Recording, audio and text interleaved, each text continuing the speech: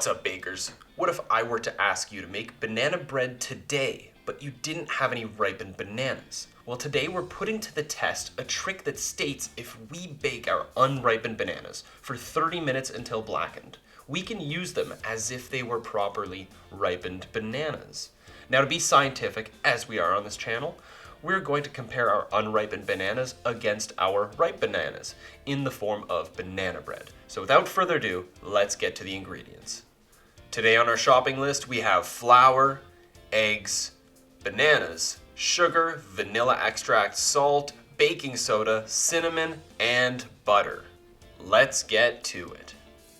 To get started, all we need is our bananas and our butter. We need to melt our butter, so let's get a bowl and use the power of technology for this one.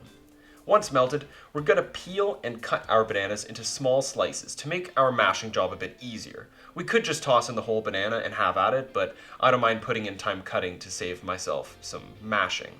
Speaking of which, you can use a fork, a potato masher, your fists if you want. We just need to get these bananas mashed up and mixed in with the butter so that it becomes a homogeneous mixture.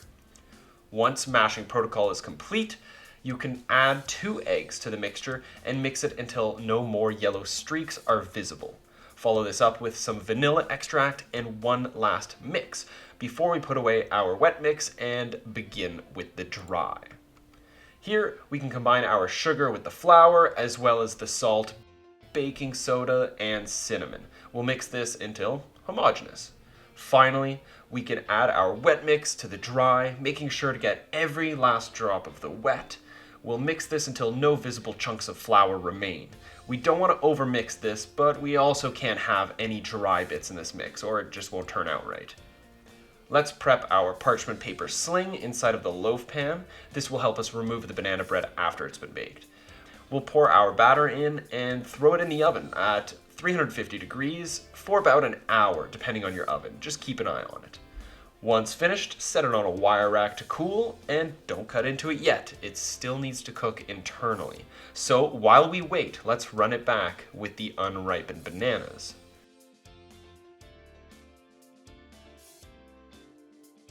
Wow, would you look how that turned out?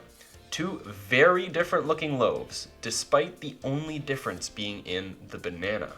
So here we are. As mentioned before, and I'm sure as you can see, I really struggled to mash the unripened bananas, despite cooking them in the oven to soften them. Now this has kind of led to a very marbled texture, which is not necessarily a bad thing, because in some type of loaves you like to see chunks. And of course the ripened one looks like a pretty standard banana bread, somewhat homogeneous with some banana chunks here and there.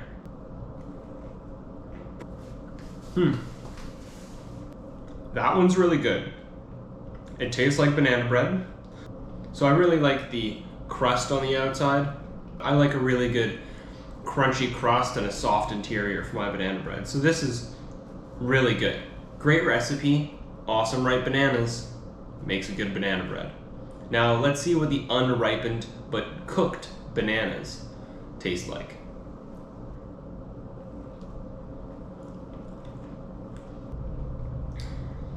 So it's not bad, but the most off-putting part is the chunks that are essentially flavorless, and they really take away from the texture of the loaf itself. Should you? No. Can you? Yes, it works. It's not bad, but I also don't really enjoy it that much.